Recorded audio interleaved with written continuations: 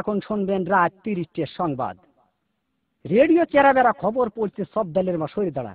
খবর প্রচারিত হচ্ছে কাটাখালী কচুবাগান গুটোগুটি সেন্টার থেকে। সংবাদের শুরুতে শিরোনাম। কাটাখালীর মিরির দুয়ার ভিতর একটি চাউলের খনি। শেখপাড়ার বটতলায় ঘোড়ার গাড়ির দুর্ঘটনা। কুচ্চে মুরগি বন বিলে ধরে পালাতক। এতক্ষণ সংবাদ শিরোনাম শুনলেন, এখন শুনবেন বিস্তারিত। খবরে জানা যায় কুদা ফকির বাড়ি দেয় তবলায়, ইকরামের হাঁসটি ধরে নিয়ে যায় কেবলা। হাঁসটি ধরে নিয়ে যায় পশ্চিমবঙ্গ ভারত থেকে। রাতের বেলায় দাবড়া দাবড়ি হয়, কোনো সুসংবাদ পাওয়া যায়নি। সকালবেলা সংবাদ পাওয়া যায় কিনো ফকিরির দরগায়। খবরে জানা যায় হাঁসের কোনো ক্ষয়ক্ষতিও নেই, বন বিলের লোম কটা সব জড়িয়ে পড়িয়ে গিয়েছে। গতকাল কাটাখালের ব্রিজের পারে একটি মহিলা দাঁড়িয়েছিলেন। মহিলা দাঁড়িয়ে থাকার পর একটি বাড়ি মাছি উড়িয়ে যাইতাছিল। খবরে জানা যায় মহিলার ওড়নার বাড়ি লেগে বাড়ি মাছি ৩৬টি দাঁত ভাঙে জায়গায় পড়ে যায়। এরপরে বাড়ি মাছিটি দুঃখ প্রকাশ করেন যে তিনি দাঁত দিয়ে কিছু চাবিয়ে খেতে পারছেন না। আমাদের কদবেল হায়দার বাড়ি মাছির দাঁত লাগানোর জন্য ৩৬ লাখ টাকা পুরস্কার প্রদান করেন।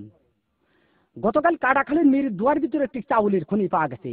তাতে ৩.৫ চাউল পাওয়া গেছে, আরো পাবো বলে আশা করা যাচ্ছে। এসব চাউল তোলার জন্য আমাদের শেখপাড়ার মণিকুমার যত কুলি সব ঠিক করা হয়েছে। আমাদের আমরা আলী বলেছেন এই চাউল বাংলাদেশে থাকলে পারে বাংলাদেশের অভাব অনটন বেশি পরিমাণ বেড়ে যেতে পারে।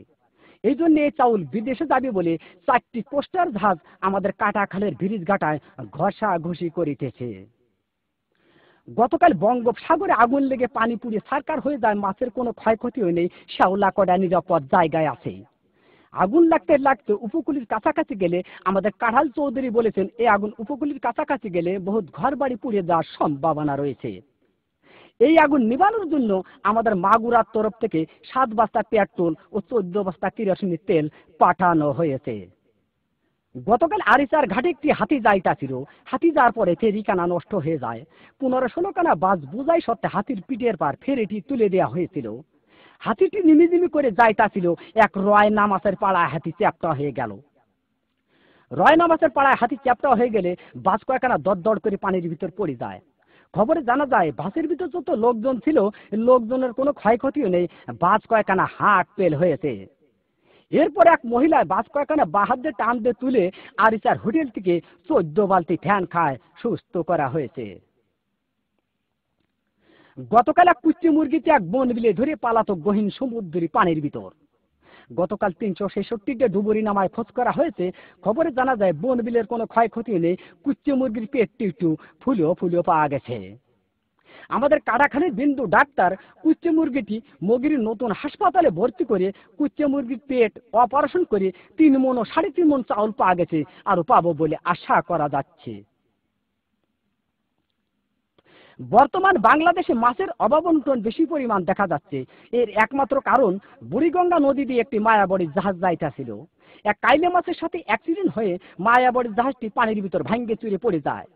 খবরে জানা যায় জাহাজের ভিতর যত মায়াবড়ি ছিল মাছে খাইয়ে মাছের সন্তানাদি বন্ধ হয়ে যাওয়ার কারণে বর্তমান বাংলাদেশে মাছের অভাব অনটন বেশি পরিমাণ দেখা যাচ্ছে।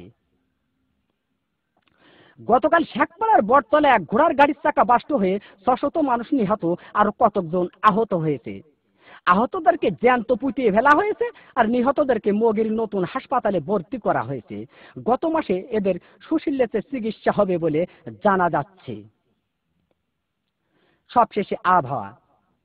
আজ রাত বিয়ান পর্যন্ত আবহাওয়ার পূর্বাভাসে বলা হয়েছে ৬ সত্যিপুর কাদিরাবাদ বেড়িও আবালপুর সিমেলের মাদ্রাসার উপর দিয়ে দক্ষিণ পূর্ব দিক থেকে ঘন্টায় ৬০০০ কিলোমিটার বেগে দমকা থেকে জোরে হওয়া বৃষ্টি ও বজ্রবৃষ্টি সহ বিচ্ছিন্নভাবে বয়ে যেতে পারে। সেই সাথে ইট পাটকেল ও পাথরের খোয়া পড়ার সম্ভাবনা রয়েছে। এইসব এলাকার বাস, ট্রাক, মাইক্রো ও কার গাড়িকে ১ নম্বর সতর্কতা সংকেত দেখিয়ে যেতে বলা হয়েছে।